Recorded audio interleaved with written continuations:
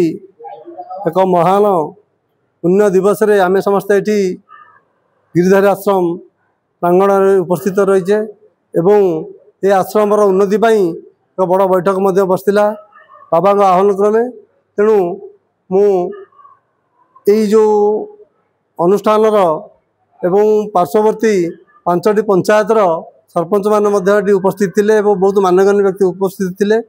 समस्त उन्नति कामना करी एवं यही चारण आमर आश्रम उन्नति कामना करने सहित समस्त किछि किछि आम उन्नति जी बाट नाक चाहूँगी। प्रथमे मु आमर विधारपुर सरपंच लुनी भाई ठारू दायित्व भाई ये आज बैठक में किसी आप आमको आप्यायित करेंगे। समस्त को मो तरफ नमस्कार, जय जगन्नाथ। सर्वप्रथमे मु धन्यवाद देवी जे पवित्र माटी को जे आज ये पवित्र संक्रांति रे आमे जहाँ को उद्देश्य समस्त आज एकत्रित थी सी ओडिशार बड़ ठाकुर जगतरनाथ जगन्नाथ ये जो बैठक होता है अंचल बहु पुरातन 600 वर्षर आमर गिरिधारी आश्रम जो उन्नति कार्यक्रम बाबद रे बाबा आम समस्त को ये उपस्थित रही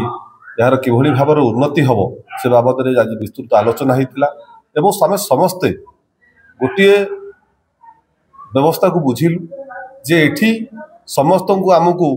भाईचारा नहीं चलने पड़ो और सरकारी कार्यक्रम को एवं सरकार तरफ जो अनुदान राशि आभली भाव में ये विनियोग हो पार ये बाबद विस्तृत आलोचना है। आगामी मंगलवार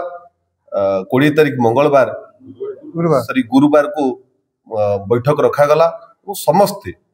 एठिकार गुरुजन बुद्धिजीवी एवं समस्त नेतृवर्ग समस्त उपस्थित रहिले और हम समस्त अनुभव कलु जे एठी आउ जड़े व्यक्तिर आवश्यकता थिला सी होसंती ये अंचलर मंत्री नोमिनी रतिकांत साहू महोदय एवं पंचायतर सरपंच तांकर उपस्थित को आमे समस्त प्राधान्य देथिलु। तांकर उपस्थित को आमे आगामी दिन में निश्चित भाव अनुभव करूँ से उपस्थित रही एवं आम समस्त पूर्वतन ब्लॉक सब चेयरमैन हूँ बाबुल दादा हूँ मल भाई हूँ समस्ते आम कंदिया हूँ समस्ते आम उपस्थित अच्छू एवं ये मंदिर उन्नति आम सदा सर्वदा एकाठी रहू और आग को आम प्रयास करूँ। समस्त को मो तरफ जय जगन्नाथ।